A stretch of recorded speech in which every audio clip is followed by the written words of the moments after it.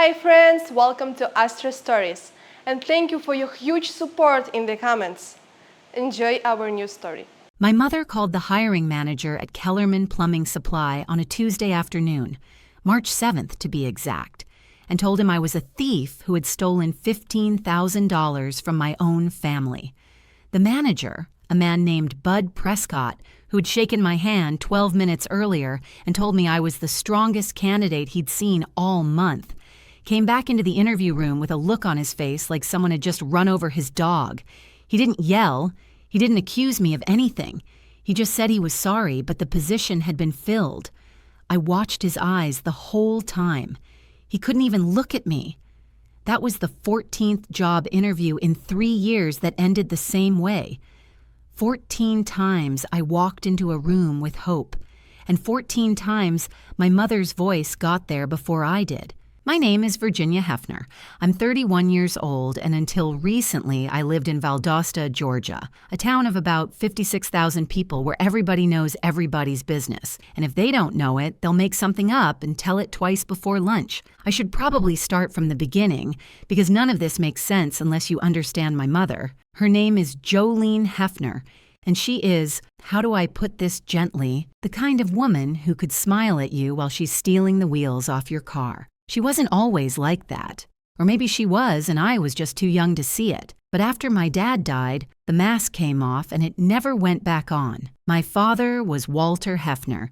He worked at the Rayonier paper mill about 20 minutes outside Valdosta, running double shifts most weeks because that's what you did when you had 2 daughters and a mortgage and a wife who liked her kitchen to look like something out of a magazine. He was the kind of man who packed his own lunch, drove a beat-up Chevy S10, with a cracked tailgate, and still slipped $5 into my backpack every Friday so I could buy ice cream at school. He used to say that the truth is like a cat. You can try to hide it, but eventually it's going to knock something off the counter. I was 11 years old when he had a massive heart attack during a night shift and died on the break room floor before the ambulance could get there. I didn't know it then, but that was the night my mother started becoming someone else. Or maybe it was the night she stopped pretending. After Dad died, things got tight. His life insurance was about $40,000, enough to keep us afloat for a while, not enough to change anything. Jolene worked part-time as a receptionist at Lowndes Veterinary Clinic,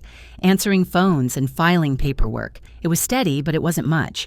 We had the house, we had food, we got by, but I noticed things as I got older. The kitchen got remodeled when I was 15. New granite countertops, new cabinets, a 6-burner range that my mother used maybe 3 times. She bought a Buick Enclave when I was 17. Not brand new, but close enough. I asked her once where the money came from, and she said Dad's pension had a delayed payout. I was 16. I believed her. You believe your mother when you're 16. That's kind of the whole point of being 16. You don't know any better yet. My younger sister Shelby was 3 years behind me. She was the easy one. Did what Jolene said, stayed close, never asked hard questions. Shelby got new clothes every season. Shelby got her college apartment deposit paid. Shelby got a used Kia Sportage for her 20th birthday. And I got told to work harder. Here's the thing. I did work harder. I graduated high school, worked a string of cashier and front desk jobs for a few years, the kind of jobs you get when your education fund has mysteriously vanished, and eventually landed a position as a billing coordinator at Peach State Medical Supply on Bemis Road, and I was good at it. I ran accounts receivable for 3 years without a single error over $5. My supervisor, a woman named Deborah Oleski, told me I was the most detail-oriented person she'd ever hired,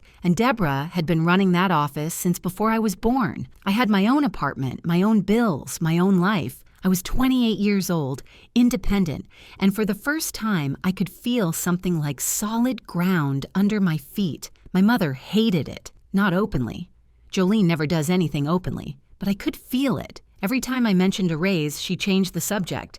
Every time I talked about maybe buying a condo someday, she'd say something like, well, don't get ahead of yourself. She wanted me close. She wanted me dependent. She wanted me under the same roof, under the same thumb, just like Shelby. And then I found the shoebox. It was a Saturday in October, 3 years ago. I was helping Jolene clean out the garage because she wanted to sell some of Dad's old fishing equipment. Behind a stack of Christmas decoration boxes, shoved into a corner behind a broken dehumidifier, there was a Nike shoebox, the old kind, white with an orange lid. Inside, bank deposit slips, maybe 40 or 50 of them, and a stack of letters and envelopes with a return address from Savannah. The letters were from someone named L. Padovano, and the deposit slips all had the same notation in the memo line: Virginia Hefner Education Fund, $500. I stared at those slips for a long time. My hands were shaking. Padovano. I knew that name from somewhere deep, like a song you haven't heard in 20 years but can still almost hum. And then it hit me. Lorraine, Aunt Lorraine, Dad's older sister, the warm woman with the silver bracelets who used to come on Sundays when I was little and slip a $20 bill inside whatever book she brought me. She'd whisper, "That's between you and me, kiddo." I hadn't seen her since I was maybe 12 or 13. Jolene told me she moved to Florida, changed her number, didn't want to hear from us anymore. Just one of those family things, she said. People drift apart.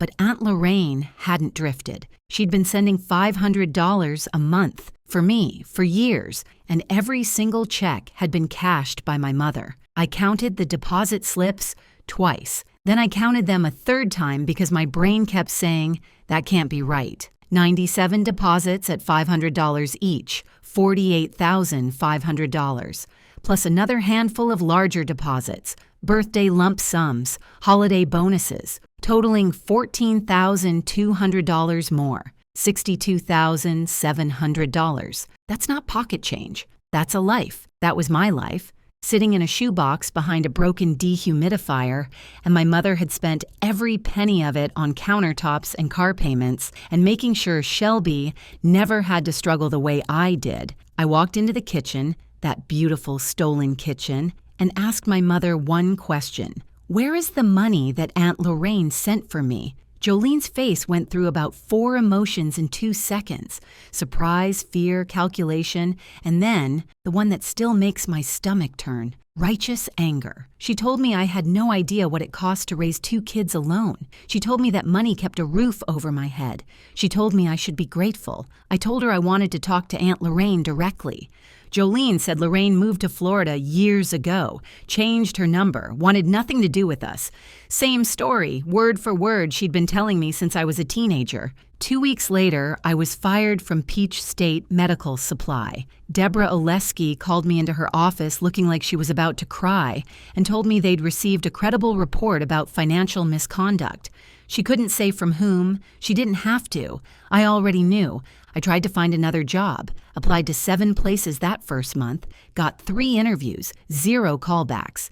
Then I applied to 4 more. Nothing. Finally, a receptionist at a heating and cooling company on Inner Perimeter Road leaned across her desk and said, "Honey, I'm only telling you this because you seem like a nice girl, but your mama called here last week and told my boss you steal from family." That's when I understood. In a town this small, a rumor doesn't just travel. It moves in, gets a mortgage, and joins the PTA. My mother had built a wall around me made entirely of lies, and she'd done it so efficiently that I couldn't have gotten hired to hold a going out of business sign on the side of the road. I drove to her house, I asked her why, and Jolene Hefner looked at me, her own daughter standing in her stolen kitchen, and said 7 words I will never forget. Maybe now you'll learn to respect us. That night, Shelby texted me. Mom told me what you did. I can't believe you'd steal from your own family, my sister, my baby sister. Believing the woman who stole $62,700 that I would learn years later was only the beginning of what my mother had taken from me. But the worst part wasn't losing my job or my sister or my reputation. The worst part was what I found out next about Aunt Lorraine, and a lie so enormous it had been hiding in plain sight for 20 years. Before we continue, if you're enjoying this story, please hit that subscribe button and tell me in the comments where you're watching from and what time it is there. I read every single one, and it honestly makes my whole day. Thank you so much for being here. Now, where was I? Right, rock bottom.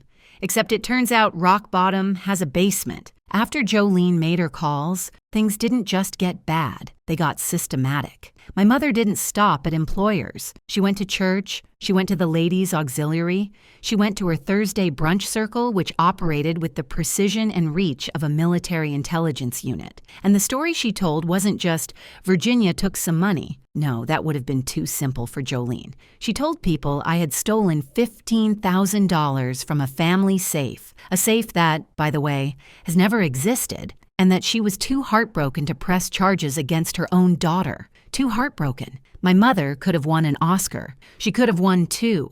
People I'd known my entire life started crossing the street when they saw me at the grocery store. Mrs. Yarbrough, who taught me Sunday school when I was 9, turned her shopping cart around in the cereal aisle at Publix and walked the other way. The only place I could shop without getting dirty looks was the Piggly Wiggly on North Oak Street. And that's only because the cashier, Ruth Ann, was 74 years old and had stopped paying attention to gossip sometime during the Clinton administration. I lost my apartment 2 months after I lost my job.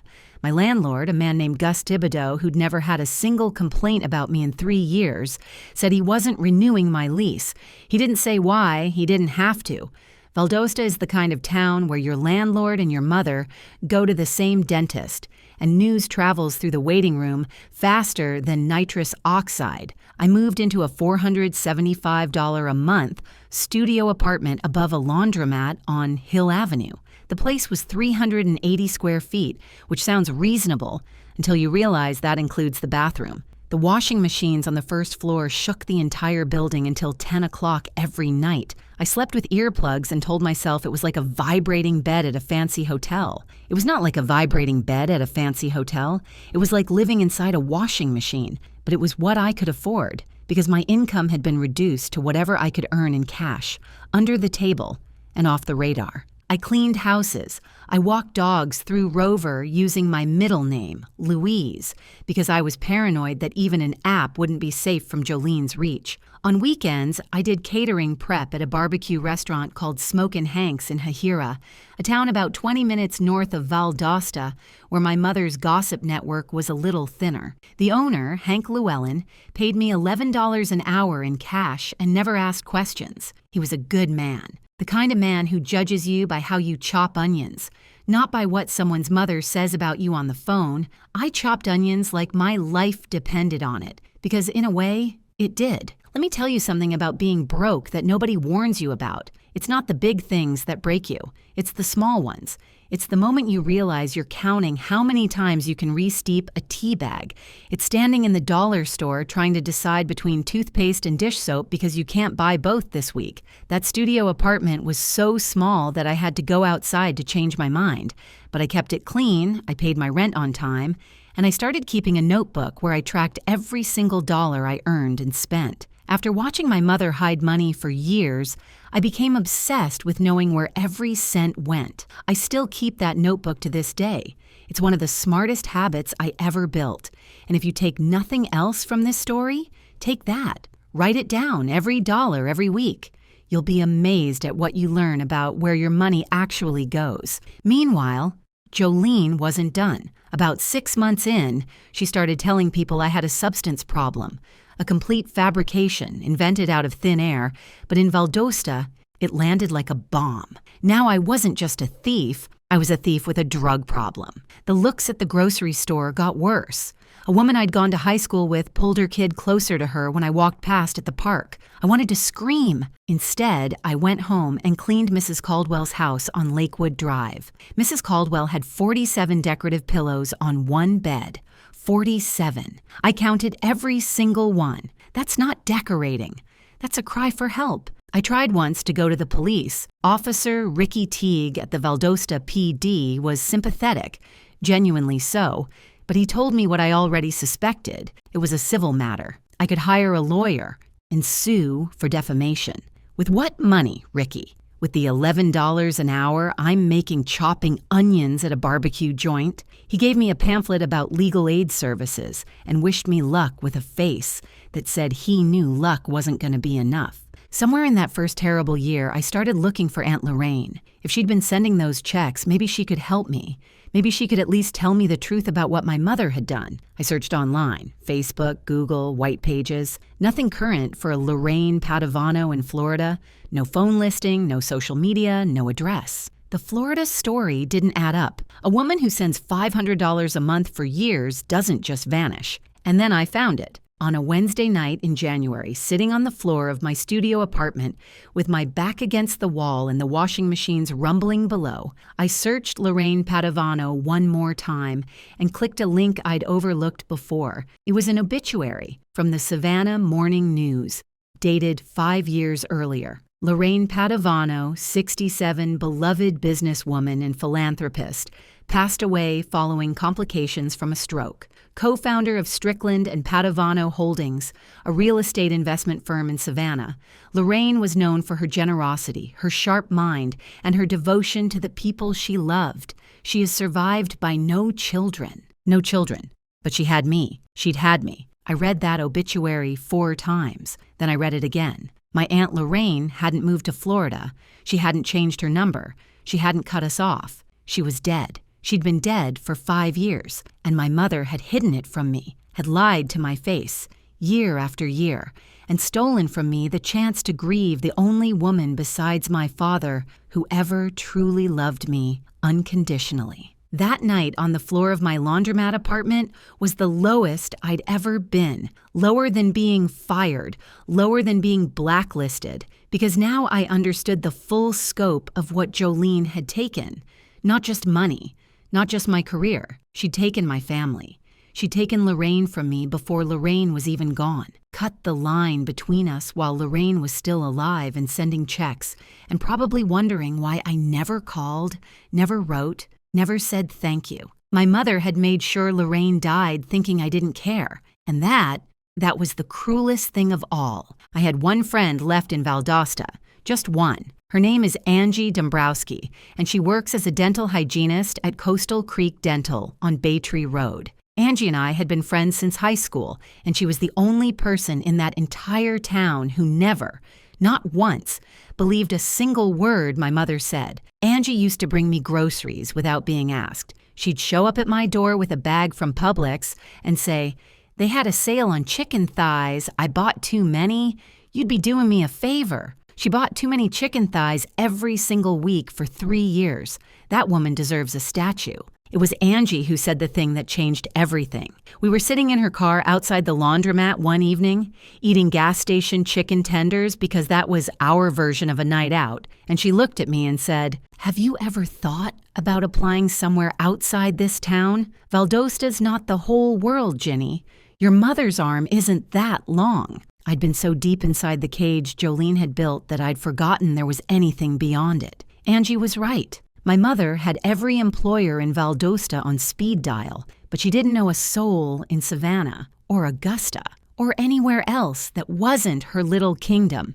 It was time to look beyond the walls. I started applying to jobs in Savannah, 4 hours away, and one company name on the list made me stop cold. I didn't understand why yet, but something in the back of my mind recognized it, like a melody I hadn't heard since childhood. I spent the next 2 weeks sending out resumes to every billing, administrative, and office coordinator position I could find within 150 miles of Valdosta. I used the library computer on Forest Street because my phone screen was cracked so badly it looked like a spider web with a grudge. I polished my resume until it was the cleanest document I'd ever produced. 5 years at Peach State Medical Supply, 0 errors.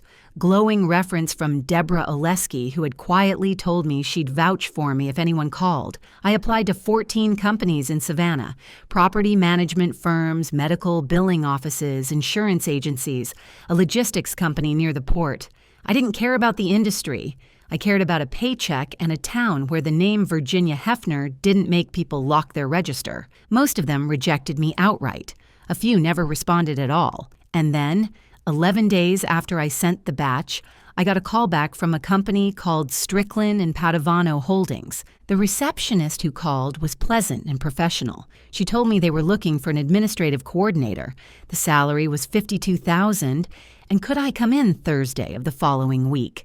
I said yes before she finished the sentence. Then I hung up and stared at my phone for a solid minute because something about that company name was pulling at me like a thread attached to something deep. Padovano, and it took me maybe 30 seconds. Then the connection hit me so hard I had to sit down on the edge of my bed, which in a 380 square foot studio meant I was basically already sitting on my bed. Padovano, Lorraine Padovano, my godmother, my father's sister, the woman whose obituary I'd read on the floor of this same apartment, sitting against the wall with the washing machines shaking below me, the woman whose checks my mother stole for a decade. Strickland and Padovano Holdings was Lorraine's company. My first thought was, this is a coincidence. My second thought was, this can't be a coincidence. My third thought was, I have $212 in my checking account, and rent is due in 9 days. So whether this is destiny or dumb luck, I'm going to that interview. I drove to the Goodwill on North Ashley Street and found a navy blazer for $8. It fit almost perfectly. The sleeves were about an inch too long, but I cuffed them and told myself it was fashion. For $8, I looked like a woman with a plan. For $9, I could have gotten the matching skirt, but that extra dollar was going toward gas.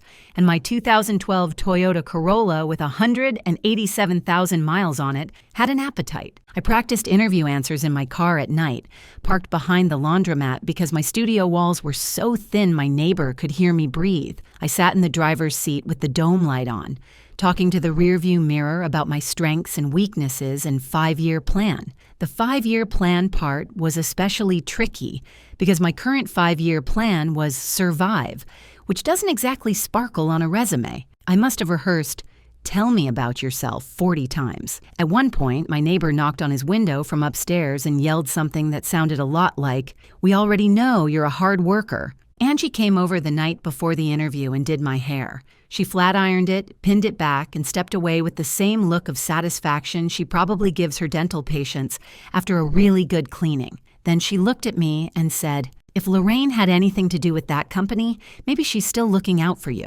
Some people don't stop loving you just because they're not here anymore." I didn't cry. I was saving all my crying for later, apparently. That week, while I was preparing for the biggest job interview of my life, my mother was having her usual Thursday brunch at the Cracker Barrel on St. Augustine Road with her 3 closest friends. I know this because Angie's cousin works there and told Angie, who told me. Jolene was eating biscuits and gravy and talking about how Shelby had just gotten promoted at work. She didn't mention me. She never mentioned me anymore. As far as Jolene was concerned, I had been erased. I was a problem she had solved 3 years ago with a phone and a lie, and she had moved on to enjoying the spoils, the kitchen, the car, the obedient daughter, the comfortable life she'd built on stolen money in a stolen kitchen where she ate dinner alone with a clear conscience that I still, to this day, cannot understand. But I'll tell you what I've learned about people like my mother.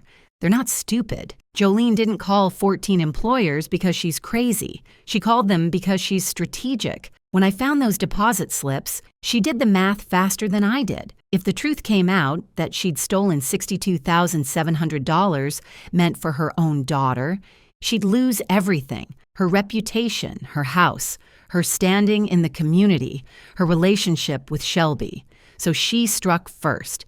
She poisoned the well so thoroughly that even if I tried to tell my side, nobody would believe the girl who stole from her own family. It wasn't madness. It was calculation. And that's what made it so terrifying. The morning of the interview, I woke up at 4:30. I put on the Goodwill blazer, got in my Corolla, which had been through 3 states, 2 ex-boyfriends, and 1 close encounter with a deer outside Tifton that I still don't like to talk about, and drove 4 hours to Savannah. My car's air conditioning worked on what I called prayer mode. You turned it on, you prayed, and sometimes God was feeling generous. That day he was. Small mercies. I got to Savannah by 8:45. The office was on Drayton Street in a restored 3-story brick building with ivy on the walls and tall windows that caught the morning sun. It looked like the kind of place where serious people did serious work, and I almost turned around and drove home because I wasn't sure I was a serious person anymore. 3 years of cleaning houses and chopping onions will do that to you. You start to forget that you used to be someone. You start to believe the story other people tell about you. But I didn't turn around. I parked 2 blocks away, ate a granola bar in my car, checked my teeth in the visor mirror, and walked into that building like I belonged there. The lobby had exposed brick walls and a reception desk made of reclaimed wood, and there was a framed photograph on the wall behind it. 2 women shaking hands in front of the building, a date printed below. Grand opening 2003. One of them I didn't recognize. The other one, the tall woman with silver bracelets on both wrists and a smile that could warm a room from across the street. I did. Aunt Lorraine. My heart was hammering so hard I was sure the receptionist could hear it. She smiled and said someone would be with me shortly. I sat down in a leather chair in the waiting area, folded my hands in my lap so no one could see them trembling, and waited. 11 minutes. I counted every single one. I memorized the pattern in the ceiling tiles. I read the same line of a magazine 3 times without understanding a single word, and then the door opened. I expected a hiring manager with a clipboard and a firm handshake. Instead, a woman in her early 60s walked in, silver hair and a clean bob, sharp eyes behind tortoiseshell glasses. She was wearing a charcoal blazer that probably cost more than my car, and she was looking at me with an expression I couldn't read, something between recognition and heartbreak, like she was seeing a ghost she'd been waiting for. She didn't sit behind the desk. She pulled a chair right next to mine, close enough that I could smell her perfume, something clean like linen and cedar. And then she said 5 words that took my entire life and turned it inside out. Before we start, I need to give you this. Your godmother left it with strict instructions. She reached into a leather folder and placed in my hands a sealed manila envelope. It was thick, yellowed with age. On the front, in handwriting, I recognized instantly the same handwriting from those deposit slips, the same loops and curves I'd seen on birthday cards when I was 8 years old, were the words for Virginia Hefner, to be given when she comes looking for her future. It was dated 17 years ago. I was 14 when she sealed it. I was sitting in some classroom in Valdosta worrying about algebra, and 4 hours away, a woman who loved me was already planning for a day she hoped would come. My hands were shaking so badly the envelope rustled like a leaf. The woman, Nora Strickland, I'd learn her name in a moment, put her hand over mine and said quietly, "Take your time."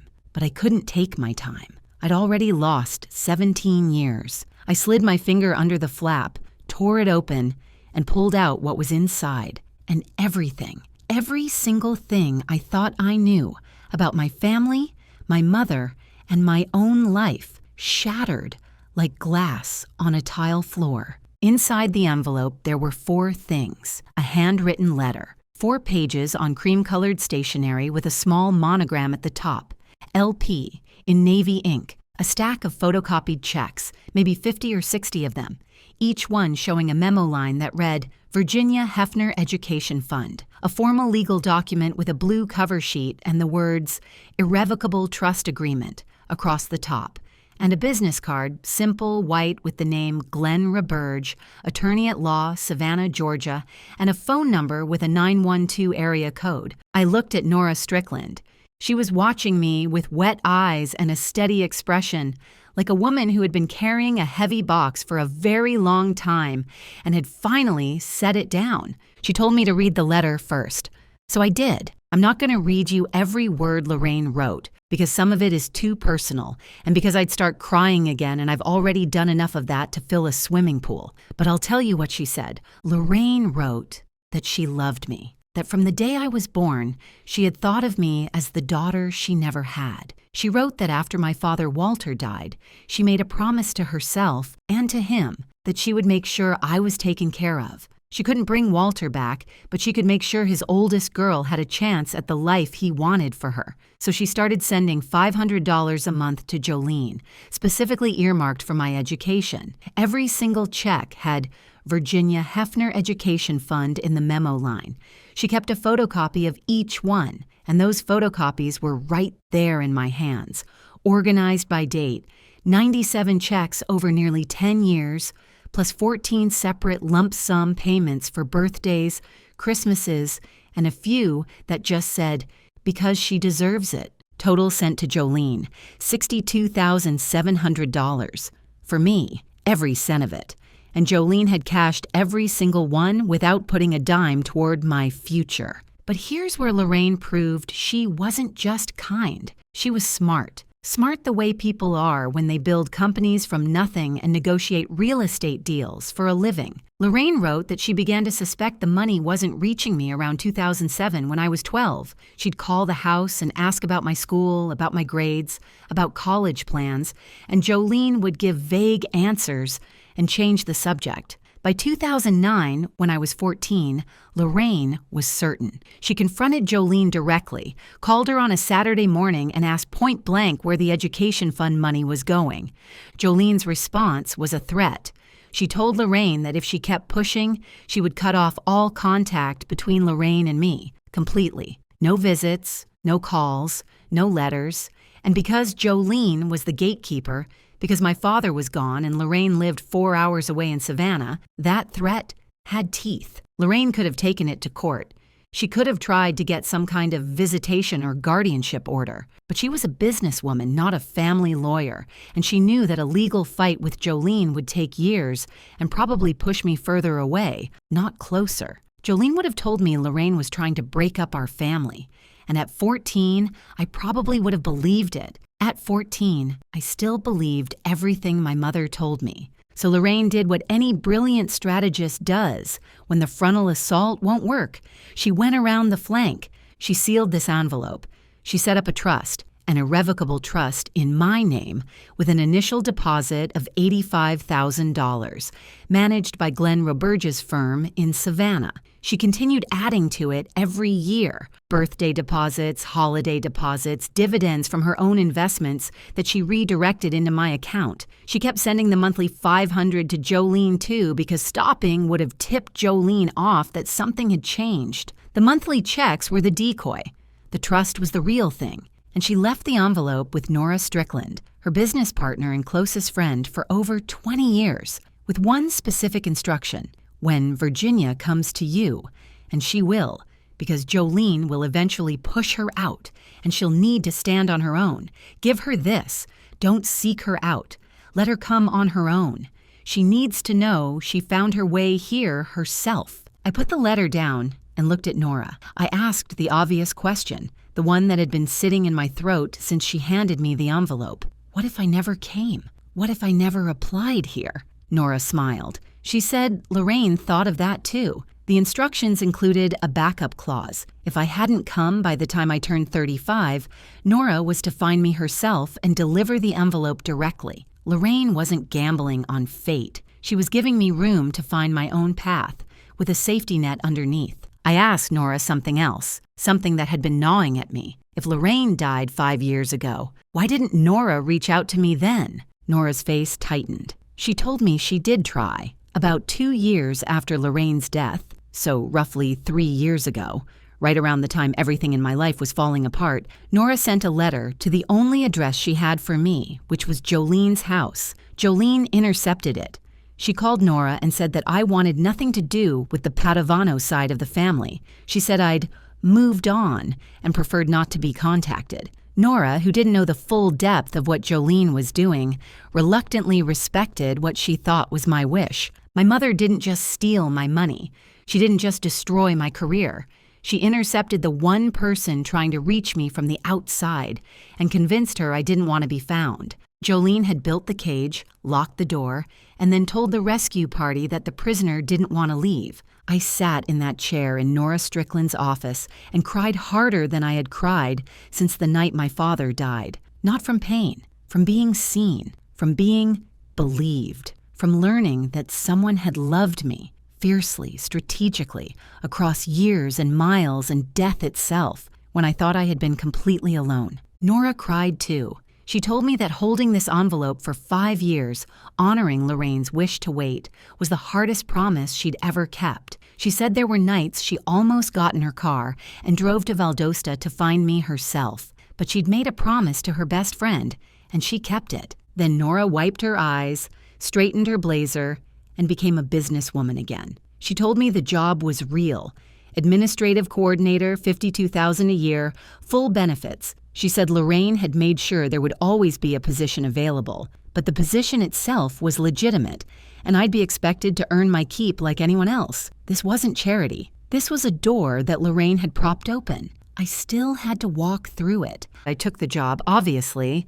Then I picked up Glenn Roberge's business card and called the number from Nora's office phone. Glenn answered on the second ring, a calm, measured voice that sounded like it had spent 40 years carefully reading the fine print. He confirmed everything. The trust was real. It had been growing for 17 years. The current value, after Lorraine's contributions, conservative investments in index funds, and municipal bonds, and 5 years of compounding after her death, was $347,612. $347,000. I had $140-something left in my checking account after gas and the blazer, and rent was already 3 days late. My brain could not process the distance between those two numbers. It was like standing in a desert and being told there's an ocean on the other side of the hill. You believe it, but your body hasn't caught up yet. I had to ask Glenn to repeat the number. Then I had to ask him to repeat it again. I eat ramen 3 nights a week, Glenn. Are you sure about this? He was sure. Glenn explained that the trust had specific disbursement conditions. Lorraine had instructed him not to proactively contact me until I either presented myself or turned 35. She'd explicitly told him that any outreach risked Jolene intercepting the communication. Glenn had followed his client's instructions to the letter, literally. I spent the next hour in Nora's office going through the photocopied checks one by one. Each one was a record. Each one was evidence. Each one had Jolene's endorsement signature on the back, proof that she had received and cashed money intended for her daughter's education and spent it on herself. My godmother hadn't just left me money. She'd left me a case file. Before I left Savannah that day, Nora gave me one more thing, a name, Phoebe Brandt, civil litigation attorney with a practice on Bull Street, 2 blocks from the office. Nora said Phoebe was sharp, thorough, and had a particular interest in fraud and defamation cases. I called Phoebe that afternoon from a bench in Forsyth Park. I told her everything: the stolen checks, the slander campaign, the 3 years of blacklisting, the intercepted letter from Nora. There was a long pause on the other end, and then Phoebe Brandt said something that made me feel, for the first time in 3 years, like the ground beneath me was made of something solid. Virginia, we don't just have a defamation case. We have fraud, conversion, and potentially forgery if your mother endorsed any of those checks in your name. I've been practicing law for 19 years, and I have to tell you, I've rarely seen a case this well documented. Your godmother did the work for us. My godmother planned this 17 years in advance. I can barely plan what I'm having for dinner on a Tuesday. But Lorraine Padovano, she saw the future, and she built a bridge to it, plank by plank, check by check, and she trusted that I'd eventually find my way to the other side. I walked out of Savannah that evening with a job, a trust fund, a stack of evidence, and a lawyer who looked at my case the way a carpenter looks at a perfectly measured cut. My mother had spent 3 years making sure I couldn't earn a living within 100 miles of Valdosta. She never thought to check Savannah, and she definitely didn't plan for the dead woman who'd been watching over me the whole time. I started work at Strickland and Padovano Holdings on a Monday. I wore the $8 Goodwill blazer because I hadn't had time to buy anything else, and because honestly, that blazer had earned its place. It had gotten me through the most important interview of my life. The least I could do was let it have a victory lap. The first 3 weeks were a blur. I was learning the job, learning the systems, and trying to adjust to the strange, almost disorienting sensation of being treated like a normal person. Nobody whispered when I walked by. Nobody called my mother for a reference check. Nobody crossed the street. Nora gave me space, but checked in regularly, not as a boss hovering, but as someone who understood that I was rebuilding from rubble and needed steady ground more than I needed pressure. I rented a 1-bedroom apartment in Savannah's Starland district, clean, quiet, with hardwood floors and windows that actually opened. The first night I slept there, I lay in bed listening to nothing. No washing machines, no vibrating floor, no neighbor yelling through the wall, just silence and the distant sound of someone playing guitar on the porch across the street. I slept 9 hours straight. I hadn't slept 9 hours straight in 3 years. Meanwhile, Phoebe Brandt was doing what Phoebe Brandt does best, building a case so airtight you could store leftovers in it. She started with Lorraine's photocopied checks, all 97 of them, plus the 14 lump sum payments, each one endorsed and cashed by Jolene Hefner, each one with Virginia Hefner Education Fund, clearly written in the memo line. Then Phoebe subpoenaed Jolene's bank records from Planter's First Bank in Valdosta, going back 15 years. The records arrived in a box that weighed, I'm told, about 6 pounds. And what they showed was devastating. Every single one of Lorraine's check amounts matched a corresponding deposit in Jolene's personal account. Not a savings account for Virginia, not an education fund. Jolene's personal checking, and the money flowed straight out to a kitchen renovation contractor in 2007 for $18,200, a used Buick Enclave from a dealership on Norman Drive for $21,800, transfers to Shelby, apartment deposits, college expenses, car insurance, totaling roughly $15,000 over 5 years. The rest dissolved into groceries, utilities, and the general cost of Jolene, living more comfortably than a part-time veterinary receptionist, had any right to live. You know what my mother never bought with any of that money? A single textbook for me. Not one. Not $1 toward a community college class. Not a cent toward the education it was designated for. $62,700, and the only thing it educated me on was who my mother really was. Phoebe filed 2 civil suits on a Thursday morning. The first, defamation, specifically slander per se under Georgia law, which means Jolene accused me of a crime I didn't commit to third parties, and it directly damaged my ability to earn a living. In Georgia, slander per se doesn't require you to prove specific damages because the harm is presumed. 3 years of unemployment, 14 failed job interviews, and a reputation destroyed across an entire town. Phoebe called it one of the most clear-cut slander per se cases I've ever filed. The second suit, civil fraud and conversion for the stolen education fund, $62,700 in checks that were sent for Virginia Hefner, endorsed and spent by Jolene Hefner,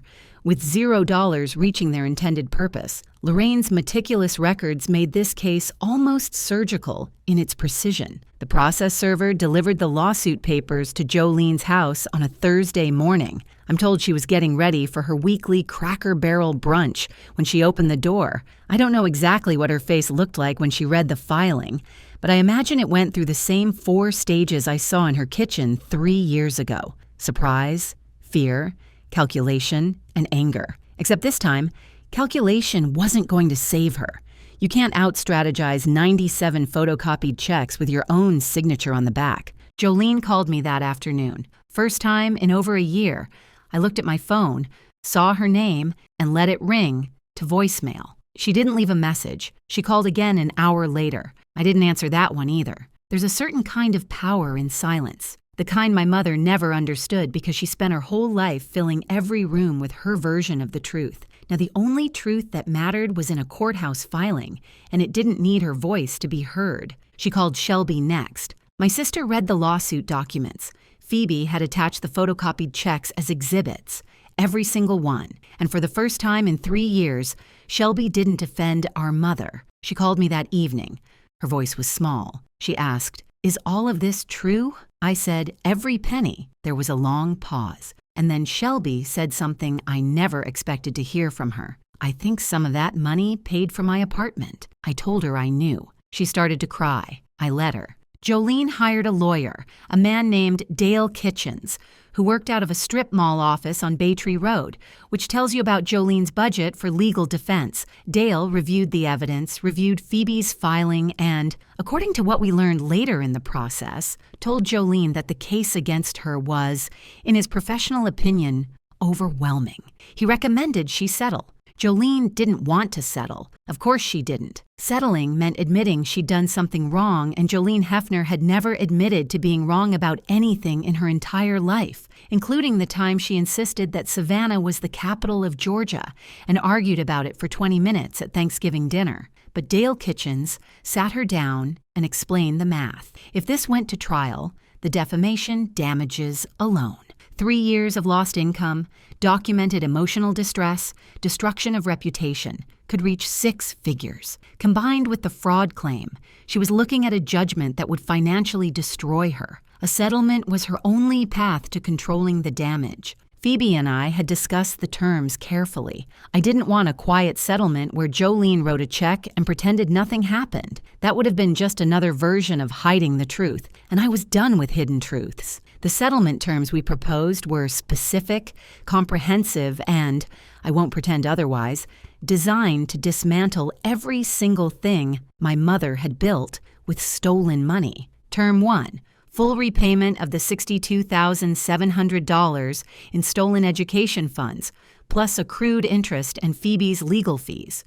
Total, $89,214. Term 2. A formal written retraction of every defamatory statement Jolene made about me. Not a vague, "I'm sorry," a specific detailed letter acknowledging that she told employers, church members, and community contacts that Virginia Hefner had stolen from the family and that those statements were false. This letter was to be sent, by Jolene in her own handwriting, to every single business and individual she had contacted. All 14 employers, the church, the neighborhood association, everyone. Term 3.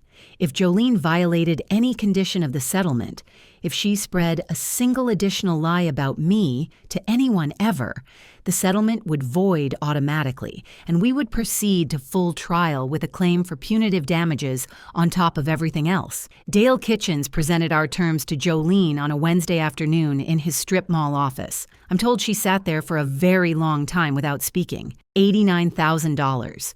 Jolene had maybe $3,000 in savings.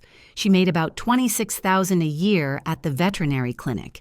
The math was simple and brutal. She would have to sell the house on Brookwood Drive, the house where she raised us, the house with the granite countertops she bought with Lorraine's checks, and the 6-burner range she used 3 times, the kitchen that was, quite literally, built on my stolen future. She would have to sell it to pay for what she took. I didn't design that irony. Life did. But I'd be lying if I said I didn't appreciate it. Jolene signed the settlement on a Friday, 6 weeks after the lawsuit was filed. She wrote the retraction letters over the following 2 weeks.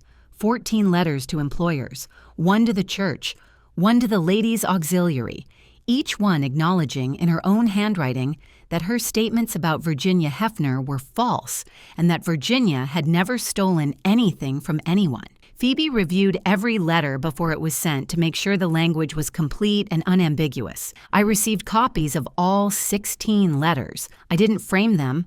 I didn't gloat over them. I put them in a manila folder, wrote "closed" on the tab, and put it in the bottom drawer of my new desk at Strickland and Padovano Holdings. Some victories don't need a trophy case. They just need a drawer with a lock on it. The house went on the market 3 weeks later. It sold for $171,000. After the remaining mortgage, realtor fees, and the settlement payment, Jolene was left with enough to rent a 2-bedroom apartment on the south side of Valdosta. The Buick Enclave, bought with my education fund, she had to sell that too. She drives a 12-year-old Nissan Sentra now. I didn't celebrate. I didn't call her. I didn't drive to Valdosta to watch her pack boxes. There was no scene, no confrontation, no dramatic showdown in the town square. The truth simply did what the truth does when you finally let it loose. It walked through every door my mother had closed and turned on every light she'd turned off. If this story has meant something to you, if you felt any part of it in your own heart, I would be so grateful if you'd hit that subscribe button, leave a like, and drop a comment. It truly means everything to me, more than I can say. Now, let me finish this. It's been 4 months since Jolene signed the settlement. I'm still working at Strickland and Padovano. Nora isn't a replacement for my mother. I don't need a replacement mother. And Nora would be the first to say she's not applying for the job, but she's a steady presence, an honest one. The kind of person who tells you when your work is good and tells you when it isn't, and you trust both equally, because you know neither one is a manipulation. After 3 decades of Jolene, you have no idea how refreshing that is. I used part of the trust money carefully. I paid off every debt I had, which wasn't much. because when you make $11 an hour, nobody extends you credit. I set up a real savings account at a credit union in Savannah. I put a down payment on the apartment I'd been renting in the Starland district. The landlord was willing to sell the unit as a condo conversion, and the numbers made sense. Aunt Lorraine spent 17 years growing that trust. I was not about to spend it in 17 minutes. I still keep that notebook where I track every dollar every week.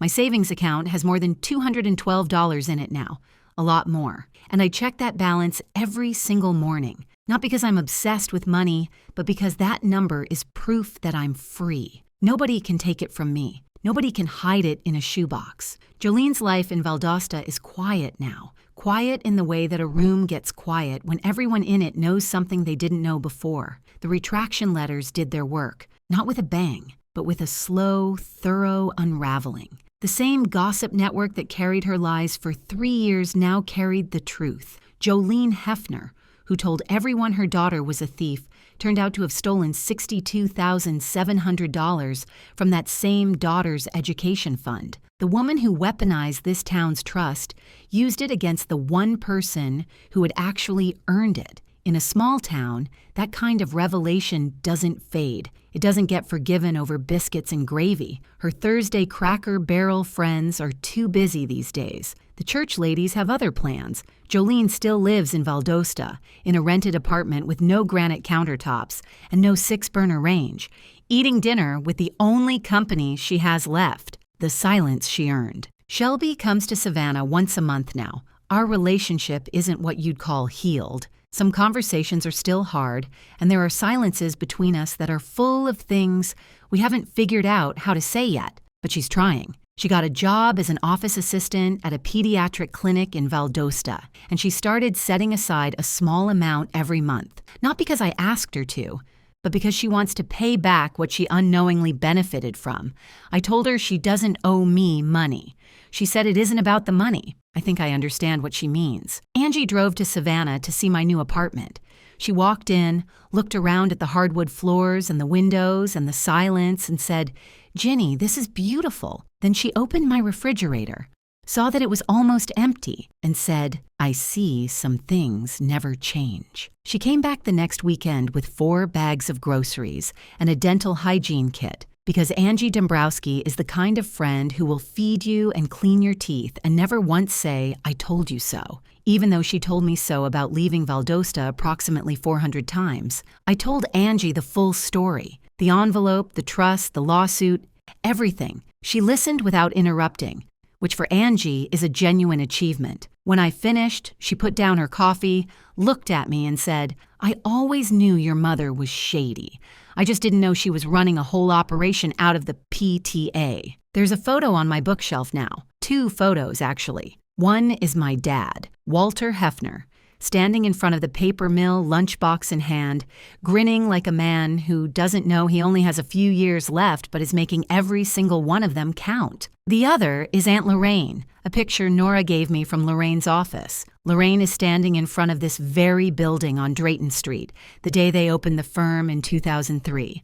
Silver bracelets on both wrists, that smile. For the first time in my adult life, I live somewhere the floor doesn't vibrate at 7 in the morning. I almost miss it. Almost. The way you almost miss a toothache, you remember it vividly, and you're grateful every single day that it's gone. Sometimes, on quiet mornings, when the light comes through my apartment windows just right, I think about that envelope, sealed 17 years ago by a woman who believed in me before I had any reason to believe in myself. Lorraine couldn't stop my mother.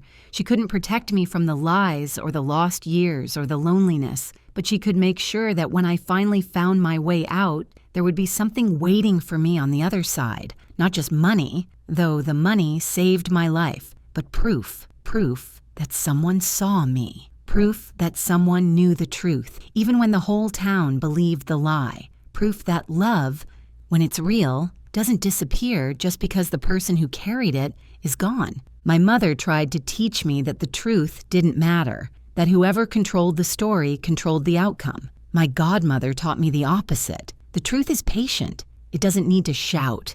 It doesn't need a phone campaign or a gossip network or a Thursday brunch circle. It just needs one sealed envelope and someone willing to wait.